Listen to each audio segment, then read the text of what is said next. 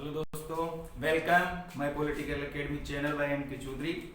हाँ, तो अपन ने जो थर्ड लेसन था धर्म, उसमें डिस्कस कर लिया था। अब धर्म का जो सेकंड टॉपिक है उस पर बात कर रहे हैं कि अपना मैटर बताता है कि भारतीय संस्कृति में धर्म की संकल्पना, ईसाई और इस्लाम संस्कृति में धर्म की संकल्पना क्या है। तो लेते हैं फर्स्ट, भारतीय संस्कृति में इस्लाम भारतीय संस्कृति में धर्म की संकल्पना। देखो दोस्तों, भारतीय संस्कृति के अकॉर्डिंग ये भारतीय संस्कृति में धर्म के बारे में ये बताया गया कि धर्म का अर्थ क्या रहेगा, मानवता धर्म के बारे में इसमें क्या कहा गया है। इस धर्म में एकस्ववादी क्या है, यानी कि अपन भारतीय संस्कृति में धर्म की संकल्पना को इन भागों में बांट सकते हैं, मुख्य बिंदुओं में विभाजित करके इसका वर्णन कर सकते हैं। जैसे इसके मुख्य बिंदु रहेंगे धर्म का अर्थ, मानव धर्म, एकस्ववादी धर्म, धर्म के लक्षण या विशेषताएं, अहिंसा में विश्वास और साधना पक्ष। यानी कि जब क्वेश्चन आए कि भारतीय संस्कृति में धर्म की संकल्पना का उल्लेख कीजिए, तो अपने को इन भागों में इसको विभाजित करना है और फिर लिखना है। देखो एग्जाम में जब क्वेश्चन आता है तो आप हर क्वेश्चन में तो नहीं, लेकिन कुछ जो बड़े क्वेश्चन है या 4 नंबर के जो क्वेश्चन आता है ना, उसमें आप डायग्राम जरूर बनाएं, उससे बहुत फायदा मिलेगा आपको, है ना। तो अपन पढ़ते हैं धर्म का अर्थ। देखो, संस्कृत भाषा की दृढ़ धातु से, अपन ने पहले भी इसके बारे में पढ़ा था, है ना, जब ये धर्म का अर्थ जाना था। तो भारतीय संस्कृति में जो धर्म का अर्थ है वो संस्कृत की दृढ़ धातु से लिया गया, जिसका अर्थ है धारण करना। क्या है? धारण करना, है ना। फिर आगे चलते हैं कि मानवता धर्म।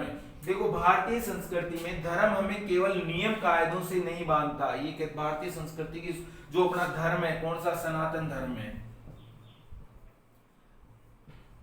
हिंदू धर्म को क्या कहा गया? सनातन धर्म, आदिकाल से चला आ रहा धर्म। उसमें मानव धर्म पे बहुत ज्यादा जोर दिया गया। ये कहता है, ये दर्शन जो भारतीय धर्म का दर्शन है वो कहता है कि धर्म हमें केवल नियम कायदों में नहीं बांधता, है ना।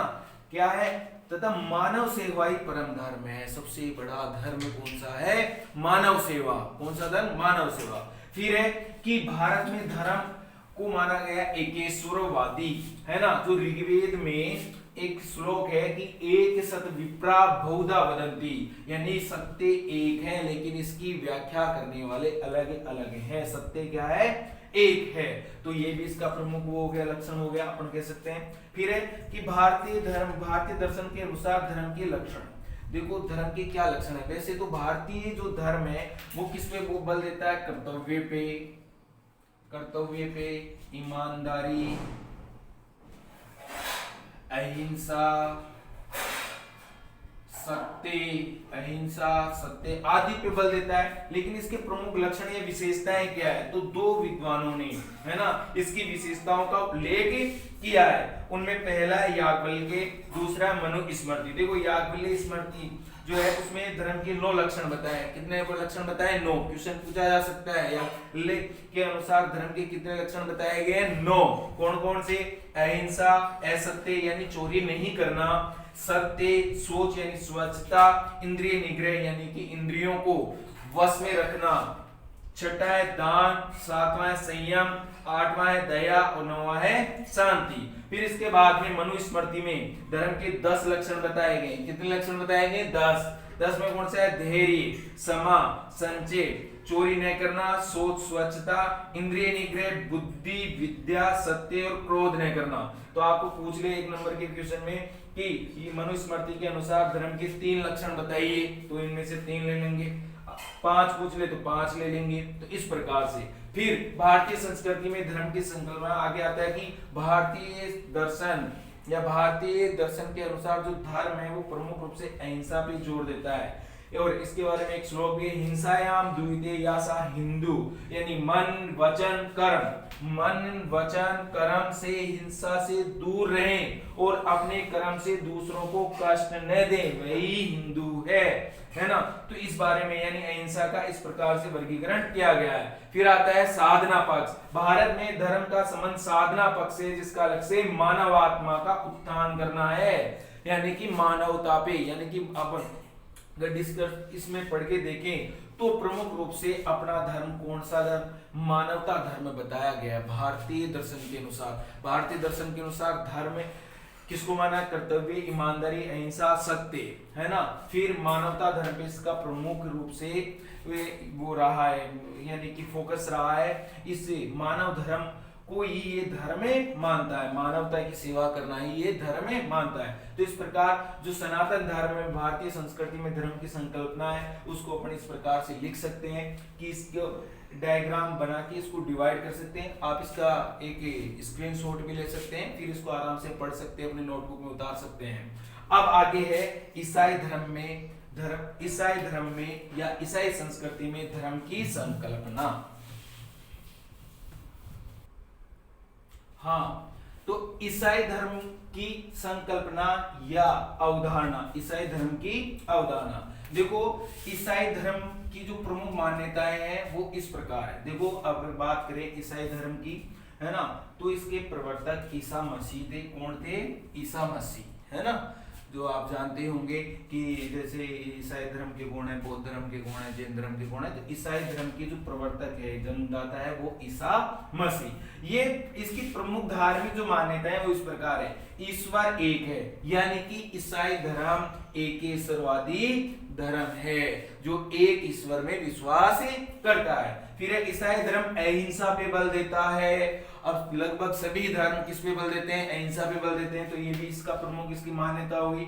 विश्व में सर्वाधिक माने जाने वाला धर्म कौन सा है? ईसाई धर्म है। कौन सा धर्म है? ईसाई धर्म है। फिर है इसमें धर्म और राजनीति, धर्म और राजनीति दोनों की समांतर सत्ता को स्वीकार किया गया है। यानी कि किसमें? ईसाई धर्म में धर्म और राजनीति दोनों की समानांतर सत्ता को स्वीकार किया गया है।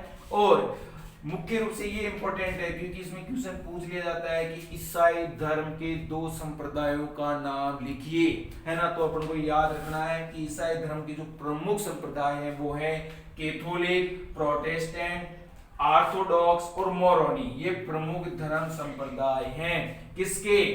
ईसाई धर्म के। किस धर्म के? ईसाई धर्म के, है ना। तो ईसाई धर्म की आपकी बुक में इतनी सी विस्तृत डिटेल नहीं है भाई। इसके प्रवर्तक कौन है? ईसा मसीह है। इसकी प्रमुख मान्यता है ईश्वर एक है, यानी एकेश्वरवादी धर्म है, अहिंसा पे बल देता है। अब क्वेश्चन पूछ लिया छोटा कि सब विश्व में सर्वाधिक माने जाने वाला धर्म कौन सा है? तो आप क्या लिखोगे? ईसाई धर्म है ना। इसमें धर्म और राजनीति की समांतर सत्ता को स्वीकार किया गया। इसके प्रमुख संप्रदाय वैसे तो प्रमुख रूप से तो दो ही हैं, कैथोलिक और प्रोटेस्टेंट, लेकिन आपको चारों याद रखने हैं। अब पढ़ते हैं अपन कौन सा? इस्लाम धर्म की संकल्पना या अवधारणा। हाँ, तो इस्लाम धर्म की संकल्पना देखिए। इस्लाम धर्म का उदय, देखो इस्लाम धर्म सबसे नवीनतम धर्मों में से, जो विश्व के सबसे नवीनतम धर्म है उनमें से एक है।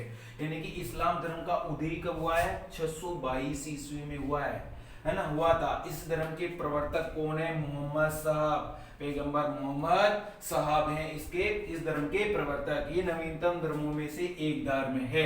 छोटे छोटे क्वेश्चन पूछ सकता है, इस्लाम धर्म का उदय कब हुआ? तो 622 ईस्वी में। इस्लाम धर्म के प्रवर्तक कौन है? तो मोहम्मद साहब। और ये नवीनतम धर्मों से क्वेश्चन आ सकता है, सबसे नवीनतम धर्मों में से कौन सा धर्म है ना। तो इस्लाम धर्म है। फिर अपन इसकी प्रमुख मान्यताओं की बात चर्चा करते हैं। इस्लाम धर्म व राजनीति में कोई भेद नहीं करता है। ये धर्म और राजनीति में भेद नहीं करता है। इस्लाम एकेश्वरवादी, एकेश्वरवाद होता है एक धर्म में विश्वास, सॉरी यानी कि इस ईश्वर में कौन से में? एक ईश्वर में विश्वास, उसी को क्या कहते हैं? एकेश्वरवाद। एक ईश्वर में विश्वास वाला जो पंथ होता है या जो धर्म होता है उसको कौन सा कहते हैं? एकेश्वरवादी धर्म कहते हैं। में विश्वास करता है, यानी इस्लाम भी कौन सा धर्म है? एकेश्वरवादी, है ना। इस्लाम आध्यात्मिक में, लौकिक में, अलौकिक में, व्यवहारिक में और धर्म और धर्मनिरपेक्षता में भेद नहीं करता है। और इस्लामिक जो राज्य है उनमें लोकतंत्र का अभाव पाया जाता है। अगर अपन विस्तृत चर्चा करें या अपन देखें पूरे वर्ल्ड में, जैसे मध्य एशिया वाला पार्ट या जो भी इस्लामिक स्टेट्स हैं, इस्लामिक जो राष्ट्र हैं, उनमें लोकतंत्र का अभाव पाया जाता है ना। जैसे मध्य एशिया की जो कंट्री है वहां पे भी आप देखो, है ना, तो लोकतंत्र तो अधिकांश में से बोल रहा हूं, अधिकांश में क्या पाया जाता है, लोकतंत्र का अभाव पाया जाता है। कुछ कंट्रीज में लोकतंत्र है, लेकिन अधिकांश से जो इस्लामिक स्टेट है, इस्लामिक राज्य हैं, उनमें लोकतंत्र का अभाव पाया जाता है। तो इस प्रकार अपन ने धर्म जो आपका लेसन था उसमें विस्तृत चर्चा कर ली है। इससे धर्म टॉपिक को या धर्म जो लेसन से कोई भी अगर आपको समस्या हो तो आप हमें कमेंट करके बता सकते हैं। इस लेसन का कोई आपको जो आपकी बुक का कोई क्वेश्चन समझ में नहीं आ रहा हो तो वो आप अपने हमें कमेंट के रूप में कमेंट करके बताओगे तो हम उसका सॉल्यूशन डालेंगे आपके पास। और अब आगे का जो टॉपिक है वो अपने इसी यूनिट फर्स्ट यूनिट का फोर्थ लेसन है, चौथा लेसन है स्वतंत्रता और एक समानता। इस पे अपन नेक्स्ट वीडियो में बात करेंगे। तो दोस्तों ये आप हमें जरूर बताओगे कमेंट से कि आपको ये वीडियो कैसा लगा, है ना। और इस वीडियो को अगर आपको अच्छा लगा हो तो इसको शेयर करें, सब्सक्राइब करें और लाइक करें। Okay, thank you.